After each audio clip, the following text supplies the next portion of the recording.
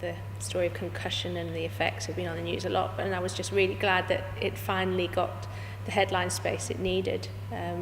It's something I've been aware of from a very young age, coming from a family of rugby players, and I've seen the effects, and it's really worrying, and I think it's actually surprising how long it's taken to catch up. I actively tried to stop them play rugby. I actively tried to arrange them to go to a school where rugby was not provided as an option, with the blessing of my brother, who's suffered from very, very severe concussions as a professional rugby player. And both my boys now play rugby all the time, and my daughter can't wait to start. I actually find it very scary when I come into contact with coaches that are still quite ignorant about it. You still see them saying things to the boys, even as young as 12, oh, shake it off. And I understand that you are there to play rugby and you committed to your team, but I do think that there's still that culture of shake it off, whatever the injury. My father and my brother both suffered a number of concussions. Yes, both of them played rugby to a senior, to a high standard, and I remember watching my dad play rugby. He played rugby until he was 60. One little knock and he would just black out, but he didn't stop playing rugby. He just thought a scrum cap would solve that.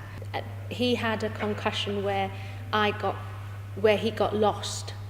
Because he played on the Saturday.